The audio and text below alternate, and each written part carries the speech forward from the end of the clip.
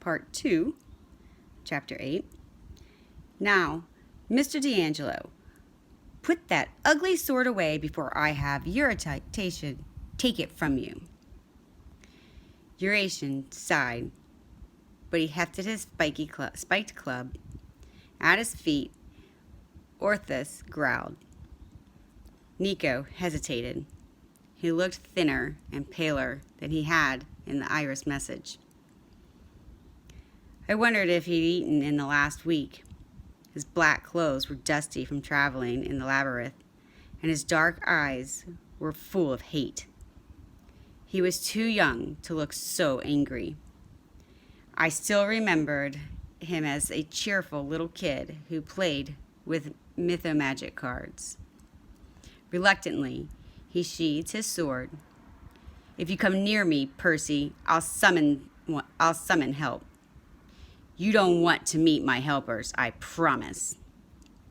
I believe you, I said. Geryon patted Nico's shoulder. There, you've made all nice.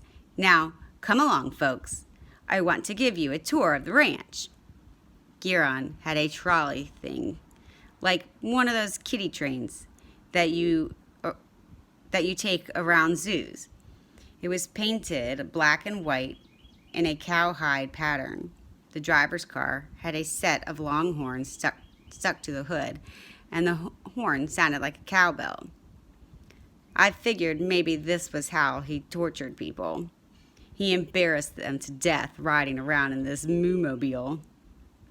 Nico sat in the very back, probably so he could keep an eye on us. Eurytion crawled in next to him with his spiked club and pulled his cowboy hat over his eyes like he was going to take a nap. Orthus jumped in the front seat next to Geryon and began barking happily in two-part harmony. Annabeth, Tyson, Grover, and I took the middle two cars. We have a huge operation, Geryon boasted as the moo-mobile lurched forward.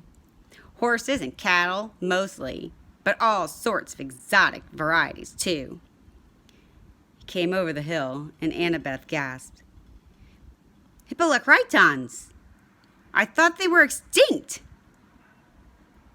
At the bottom of the hill was a fenced-in pasture with a dozen of the weirdest animals I'd ever seen. Each had the front half of a horse and the back half of a rooster. Their rear feet were huge yellow claws. They had feathery tails and red wings. As I watched, two of them got in a fight over a pile of seed. They reared up on their back legs and whinnied and flapped their wings at each other until the smaller one galloped away, its rear bird legs putting a little hop in its step. Rooster ponies, Tyson said in amazement. Do they lay eggs? Once a year, Geryon grinned in the rearview mirror, very much in demand for omelets. That's horrible, Annabeth said. They must be an endangered species.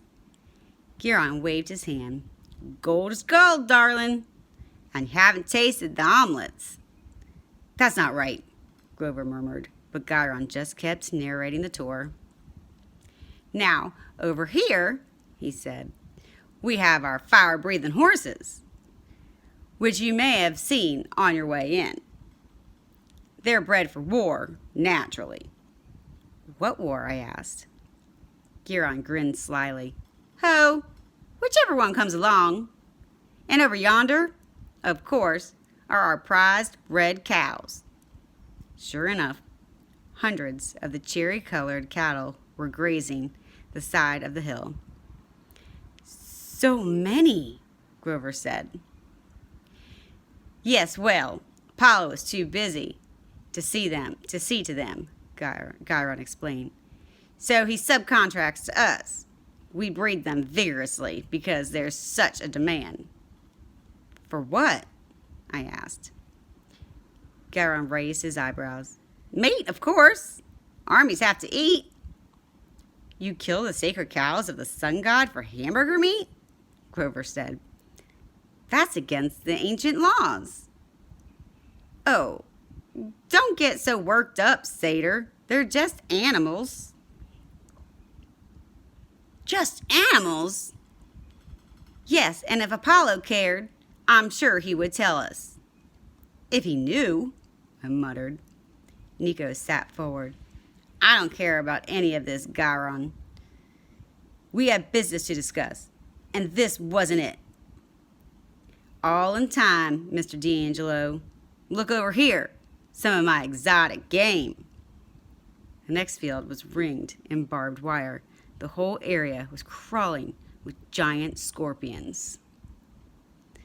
Triple G Ranch, I said, suddenly remembering. Your mark was on the crates at camp. Quintus got his scorpions from you. Quintus?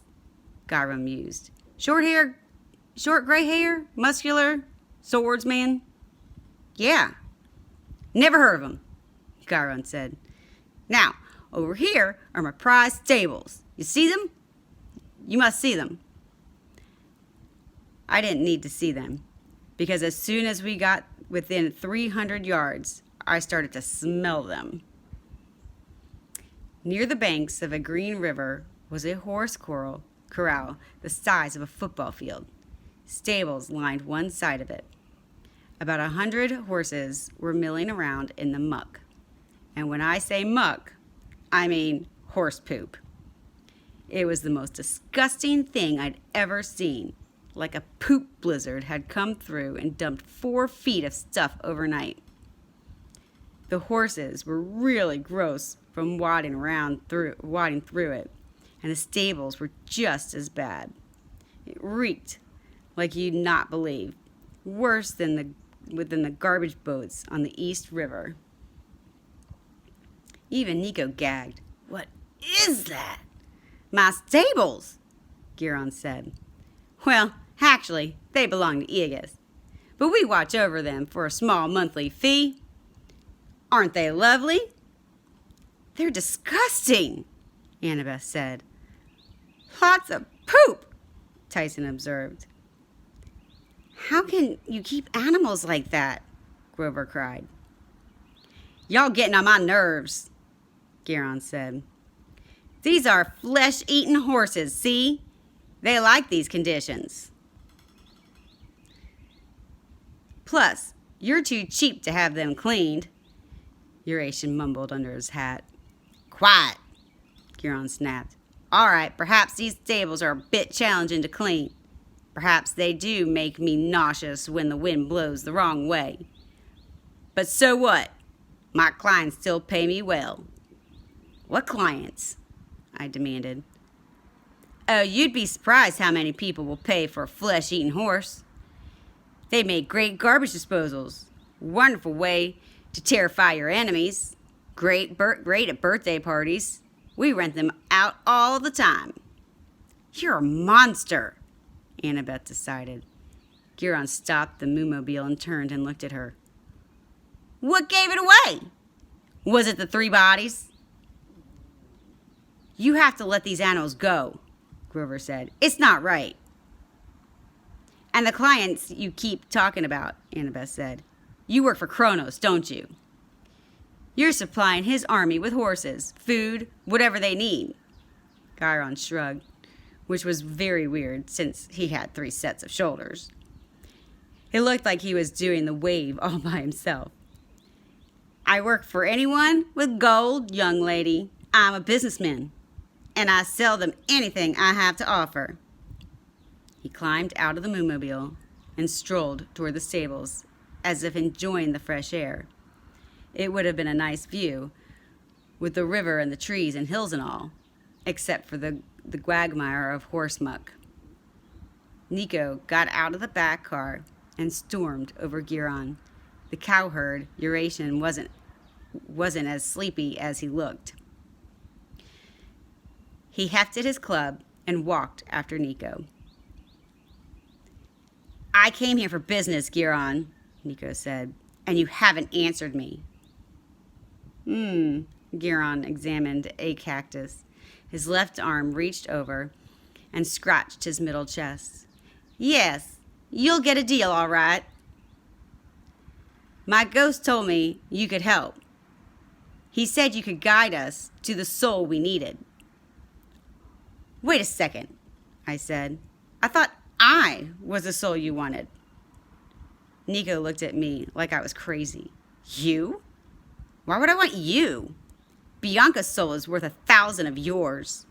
Now, can you help me, Giron, or not? Oh, I imagine I could, the rancher said. Your ghost friend, by the way? Where is he? Nico looked uneasy. He can't form in broad daylight. It's hard for him. But he's around somewhere. Giron smiled. I'm sure. Minnows like to disappear when things are difficult. Minos.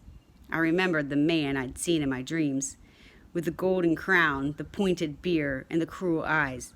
You mean that evil king? That's the ghost who's been giving you advice? It's none of your business, Percy. Nico turned back to Giron. And what do you mean about things getting difficult? The three-bodied man sighed. Well, you see, Nico.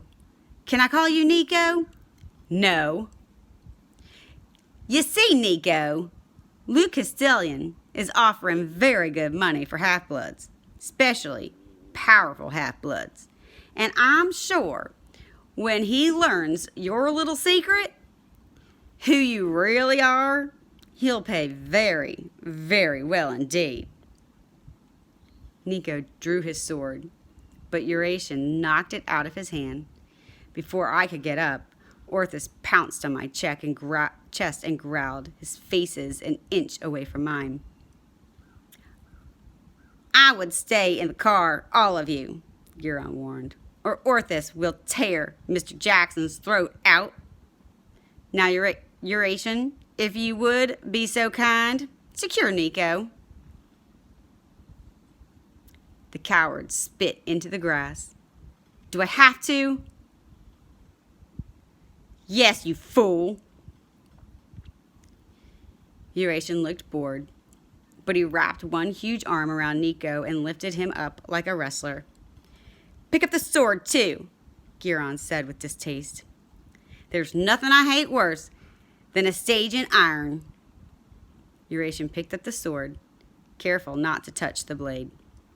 Now, Giron said cheerfully, we've had the tour. Let's go back to the lodge, have some lunch, and send an Iris message to our friends in the Titan army. You fiend! Annabeth cried. Giron smiled at her. Don't worry, my dear. Once I've delivered Mr. D'Angelo, you and your party can go. I don't interfere with guests. Besides, I've been paid well to give you safe passage, which does not, I'm afraid, include Mr. D'Angelo. Paid by whom? Annabeth said. What do you mean?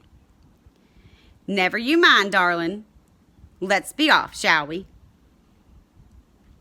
Wait, I said, and Orthus growled. I stayed perfectly still so he wouldn't tear my throat out. Giron, you said you're a businessman. Make me a deal. Giron narrowed his eyes. What sort of deal? Do you have gold? I got something better. Barter. But Mr. Jackson, you've got nothing. You can have him clean the stables, Eurasian suggested innocently. I'll do it, I said. If I fail, you get all of us. Trade us all to Luke for gold. Assuming the horses don't eat you, Giron observed. Either way, you get my friends, I said. But if I succeed, you've got to let us go, including Nico. No, Nico screamed. Don't do me any favors, Percy. I don't want your help. Giron chuckled. Percy Jackson, those tables haven't been clean in 1,000 years. Though it's true I might be able to sell more stable space if all that poop was cleared away. So what do you have to lose? The rancher hesitated. All right, I'll accept your offer. But you have to get it done by sunset. If you fail, Your friends get sold, and I get rich. Deal." He nodded. "I'm going to take your friends with me. Back to the lodge. We'll wait for you there." Eurasian gave me a funny look. It might have been sympathy. He whistled, and the dog jumped off me and onto Annabeth's lap. She yelped. I knew Tyson and Grover would never try anything as long as Annabeth was a hostage. I got out of the car and locked eyes with her. "I hope you know what you're doing," she said quietly. "I hope so too." Giron got behind the driver's wheel. Eurasian hauled Nico into the back seat. "Sunset," Giron reminded me. "No later." He laughed at me once more, sounded his cowbell horn, and the Moomobile rumbled off down the trail.